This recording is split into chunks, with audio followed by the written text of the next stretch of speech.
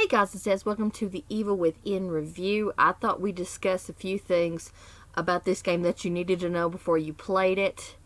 I thought we'd discuss the things that you might like and the things that you might not like, instead of doing a traditional kind of review. Now, this game actually came out a little over a year ago, so I feel like there's been enough time for us to properly discuss whether or not this game is in line with what the critics had in mind. So here we go. Let's talk about the first thing that comes to mind. The first thing I would say about this game is that it is true survival horror. You are going to spend most of this game either without ammo or barely having ammo. You're probably going to spend a good portion of the time getting killed. Now, it is done by the man that did Resident Evil, and that's kind of what it feels like. It does feel like this old school kind of game that is not very gentle, it's not very kind to you, expects you to figure it out on your own. And so you really do have to have your wits about you when you're playing this game and try to figure out the best way to get through this, because this game is not going to hold your hand. It is very much going to give you the weapons at hand and hope that you can figure it out. Okay? That brings me to the next thing I would say about this game is that it's challenging. This game, as I mentioned before, does not hold your hand. You're going to die a lot in this game until you figure out exactly how you're supposed to get around some of these enemies. And it progresses. I mean, even some of the weapons that it gives you, it's not always that great. Sometimes they're not very effective until you upgrade it, and sometimes you don't know that.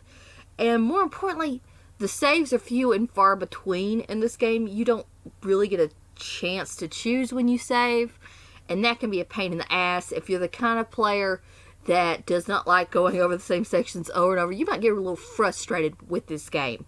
That's just how it is. It's very much meant to be a challenge, and if you like challenges, this game is absolutely for you, because there are other modes that you can get into. Like, this is the kind of game that, difficulty-wise, I think the average player is going to struggle even on medium.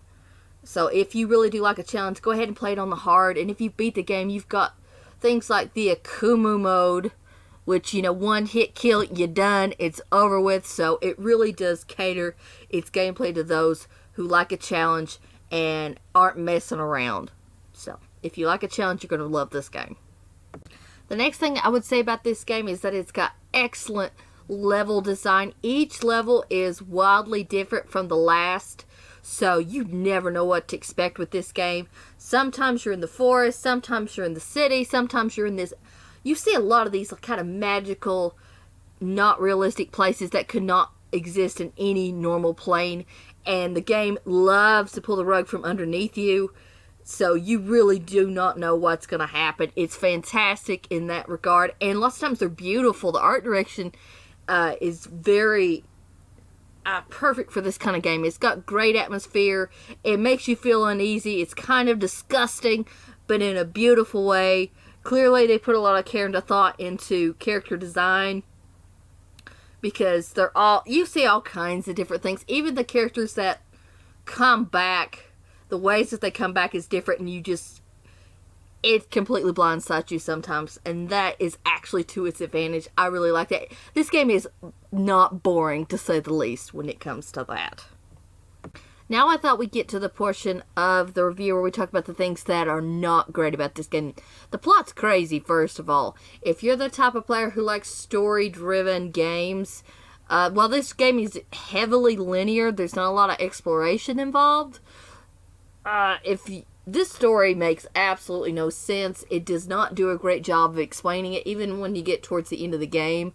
Unfortunately, it's one of those games that they had to use the DLC to do a better job of explaining you what's really going on, and that's not to its favor. Any game that has to... It's one thing to expand on your universe in a DLC, but if you still can't get your main plot point across the first go-around, that's not great at all. It's convoluted. It's a little heavy, and it's weird. I wish I could put it a better way than that, but the plot's just weird. So, if you are not into that kind of thing, you are not going to like this kind of game. The second thing I would say about this game is that the characters are really boring. while the main character is fleshed out to a certain degree, you do find lots of his journals lying around. The other characters aren't really explained very well. Now, the DLC does a better job of it. For instance, Kidman and Safehead, a few other recurring characters that you see. You do kind of get a background into them later. And as far as the first main story goes, you don't get hardly any kind of context. There might be some stuff hinted at, but really they're not explored at all. And the voice acting's okay. I personally liked Seb. I felt like he did a very good job of explaining like how he reacted to situations. Very much felt like the gamer at hand that was probably playing it felt the same way. That was actually kind of enjoyable. But whether or not it was meant to be funny, that could be up to anybody's guess. That's very subjective. I don't think that's to its advantage. So once again, if you're into games because of the story and the characters, you might not be wild about this game. The third thing I would say about this game is the controls are very stiff. God bless Seb's heart. I'm assuming the idea behind his character design was to make him feel like you're playing a normal person who can only move a certain way. And like I said, it's done by the same people Resident Evil, and they're very stiff to move as well. But dear God, he's like moving a block of wood. He doesn't jump very well. He doesn't move very quick. God help you. One of the first things you need to do when you get this game is upgrade his sprint, because it's over before you can say boo. You can sprint maybe 2 seconds before he gets winded, and when he gets winded, it really alters gameplay and almost likely gets you killed at the first of the game. But it's just, oh God, that's so hard to get used to if you're not into that kind of thing. Because this is definitely not a fast-moving game. It is drug out. It's long.